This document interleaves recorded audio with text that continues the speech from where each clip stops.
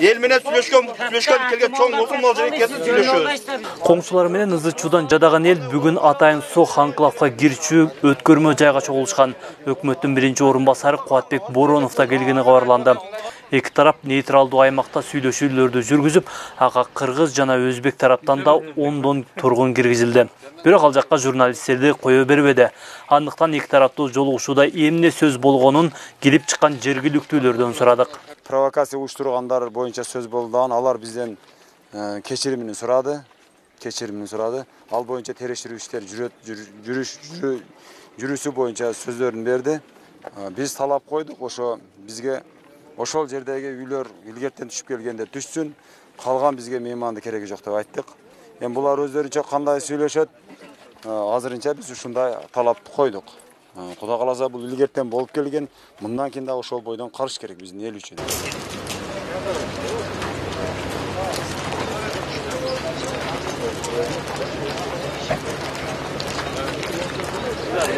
Андан ары өкмөттөн келген топ эл менен жолугушуп сүйлөшүүнүн жыйынтыгын кабарлоого келишти.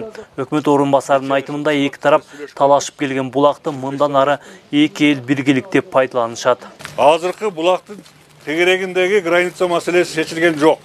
Эмне үчүн чечилген жок? Ал жерде атайын эки жактан чыккан комиссия иштеп атат. Жанагы айткан 85% границаны чечип келген комиссия бар. Тез аранын ичинде ошол комиссия эки жактан чогулуп туруп кайра ишин баштайт.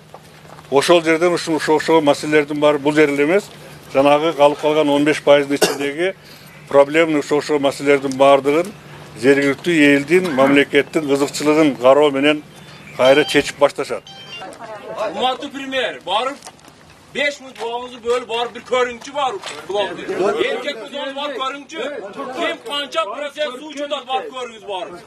Көрүп келдик бар. Биз көрүп келдик бар. Көргөн жок.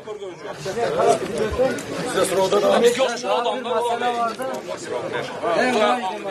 Кубатбек Бороновдун жоогуна канааттанбаган эл нааразычылыгын айтып, бир топ ызы чуу салышты. Айтымдарында булак кыргыз тарапта жана ал жер коңшуларга тиешелүү эмес дешет. Бизден көбүрөөк ошолор ичип келген, эч ким огон эме кылган эмес. Дагы эле ошонте берсе болмок эди. Энди бойбу, энди бул өзүбүздүкү. Биз алышыбыз керек. Азыр бизге суу керек. Арыктар тазаланган. Жөн эле барып буруп туруп эле шу сууду кадимкидей эле каганы кете берет да, ошол биз сууду биз баардыгын буруп ала албаганыбыздан кийин. 31-майда болгон жаңжалдан кийин Айдаркен шаардык ооруканасына 25 жаран ар кандай жараат менен кайрылышкан. Алардын ичинде милиция кызматкери да бар. Кыргыз ачык болуп кетти чек арада. Бир таанылган бир кыргыз бала жыгылып калды, башка таш урганда. Ошону мен алып көтөрүп кеткенде мага мени дагы пычакташып берди ошол. Пычактады, орок мен урду дешет, мен билбейм. Көтөрүп кеткенде мага сайып ташады. Ошол. Азыр эмне болду? Кайеріңизге сайды? Желкеме сайды, анан аркага сайыптым, мен билбейм. Ошо эки жерге неме кылып кечек келип бул жерде операция кылыштылар. Сиз ошол жерден жыгылдыңызбы? Жок, бияка келгем өзүм. Машина менен келдим.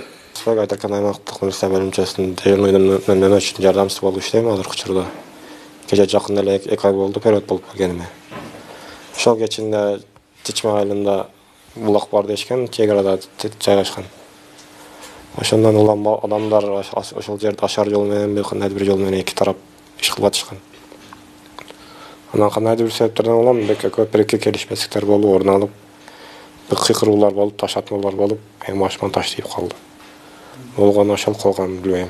Азыркы учурда бейтапканада 4 жаран дарыланып жатат. Алардын 2 хирургия бөлүмүндө болсо, дагы 2 жаран жандандыруу бөлүмүндө жаткырылып, абалы оор экенин айтышат. Эми бир бейтабыбыздын абалы орто туруктуу оор деп эсептелет. Себеп дегенде бул баш мээсиден жарат алып туруп операциядан кийинки учурда. Ал эми бирөөсүнүкү деле ошондой эле оор болот. Бул деле реанимацияда жатат.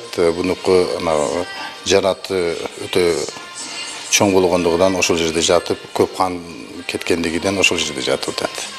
Эки балабыз баш мээси чайпалып, хирургия бөлүмүндө жатат. Эки тараптын талашуусунда турган булактан Кыргызстандын аймагынан Чечме айылы коңшу Өзбекстан тараптан Сох анклавы суу ичет. Чек арага жакын турган Айдаркен аймагында 11 миңден ашуун калк жашайт. Ал эми Сох анклавында 80 миңге чамалуу калып жашап, алардын басымдуусу тажик улутундагылар түзөт.